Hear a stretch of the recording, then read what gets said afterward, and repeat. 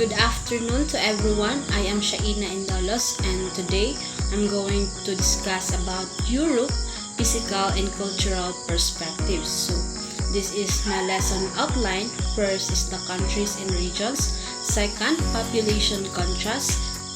Third is economy and resources. Fourth is political geography, and last is the cultural life. So before I proceed to the lesson proper, let me discuss first the objectives. So at the end of this lesson, the student should be able to analyze the continents, physical features, climate, natural resources, and regional divisions to gain insight into how geography shapes population, distribution, economy, and culture. Second is to explore the role of the European Union, the NATO, and other political structures as well as the continent's economic strengths, challenges, and global influence. And the last is to study the linguistic, religious, and artistic heritage of Europe as well as trends in population growth, migration, and urbanization that shapes its modern identity. Now, Europe, a physical and cultural overview. So, did you know that Europe is a diverse continent with a rich history, distinct physical geography, and vibrant cultural traditions?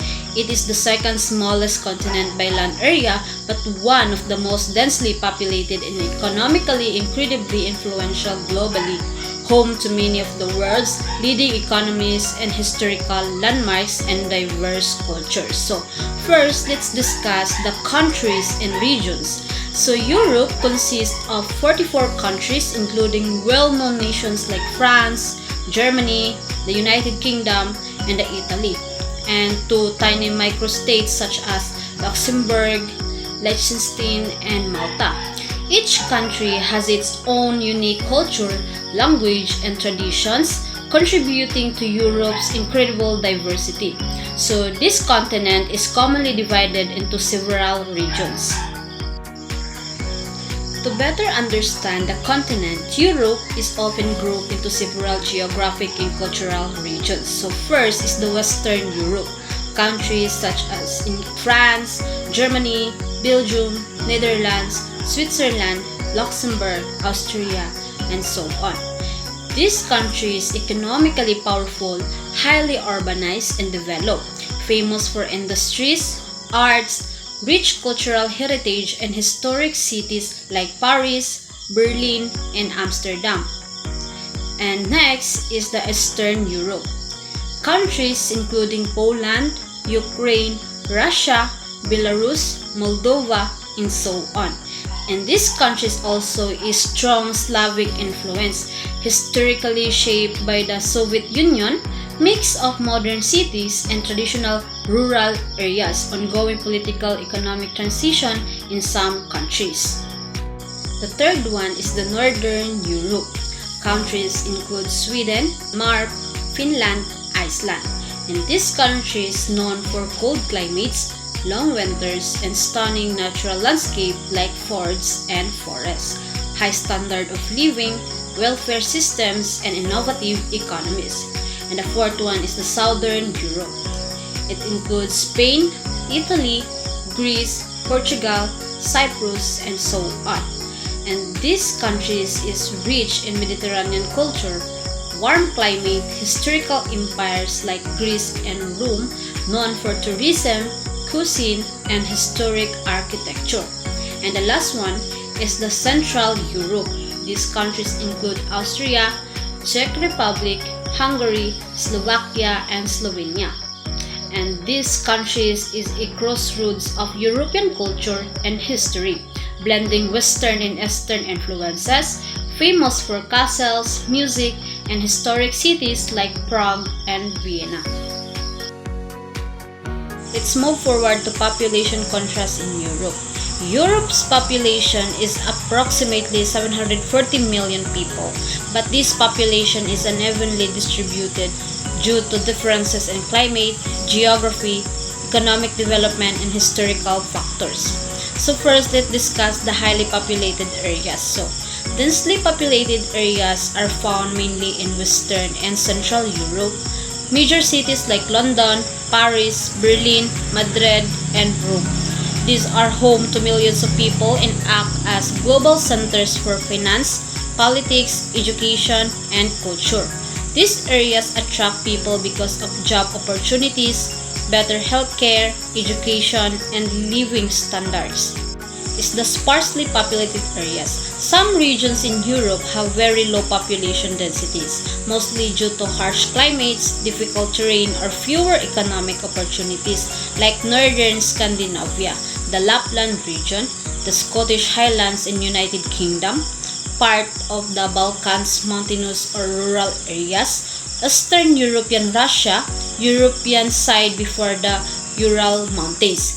These areas experience cold winters, limited infrastructure, and fewer industries, which make them less populated.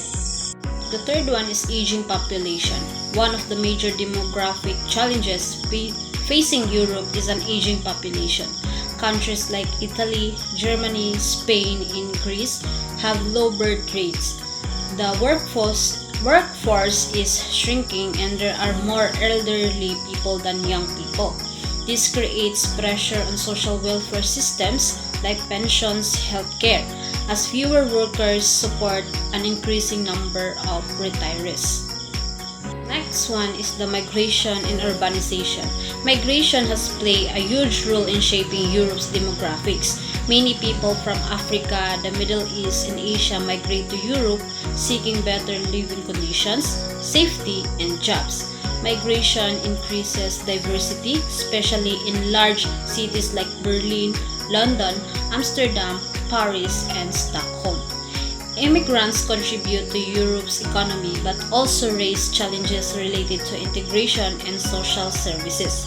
Urbanization, more people are moving from rural areas to cities for better opportunities. Before we proceed to our next topic, let's have our knowledge check and prepare 1/4 sheet of paper for 4 items, multiple choice.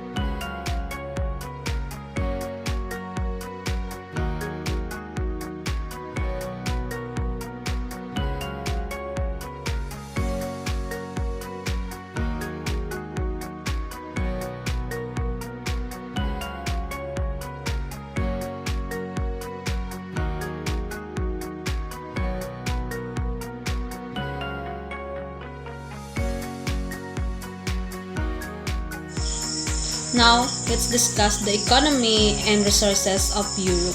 Europe is one of the wealthiest and most developed regions in the world, with a diverse economy driven by manufacturing, finance, trade, tourism, and natural resources.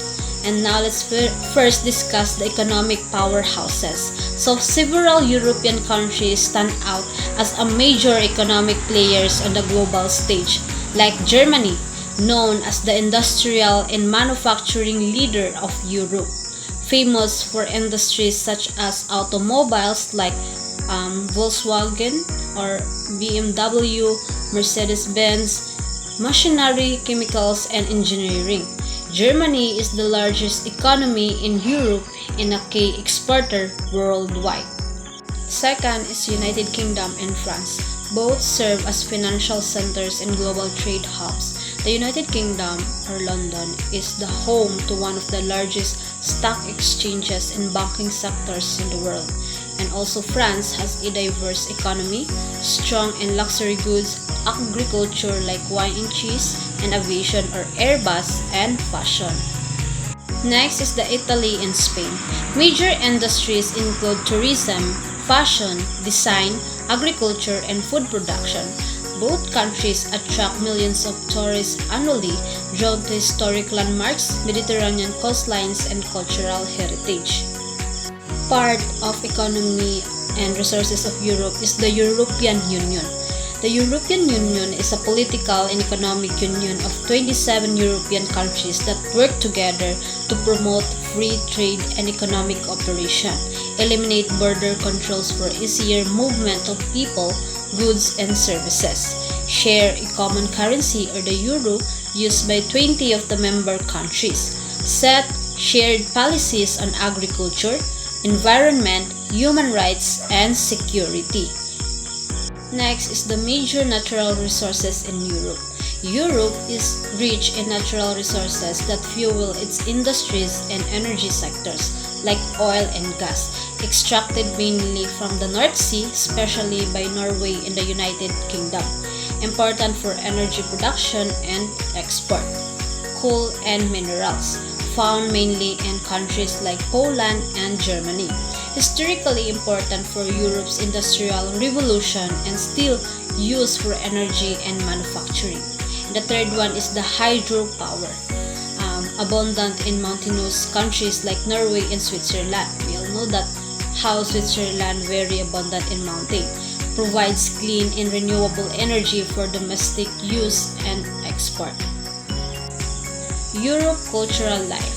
Europe is a cultural melting pot known for its history, languages, arts, and traditions. Europe languages is over 200 languages with English, German, French, Spanish, and Russian being widely spoken. And the religions of Europe is Christianity dominates, but there is a significant Muslim and secular population. So Europe arts and music, Europe is a home to the Renaissance, Baroque, and modern art movements with figures like Beethoven, Da Vinci, and Picasso. And the sports of Europe is football or soccer. It's the most popular sport with famous leagues like the Premier League, La Liga, and Bundesliga. And the cuisine of Europe, from French and pastries to Italian pasta, Spanish tapas, and Scandinavian seafood, Europe's food culture is world famous. And we all know that how Europe is very rich in that in their cultural lifestyle. So in conclusion, Europe is a continent of contrast, blending the old with the new, tradition with innovation, and unity with diversity. Despite facing demographic shifts and geopolitical uncertainties, it remains a pillar of global influence, demonstrating resilience and adaptability in an ever-changing world.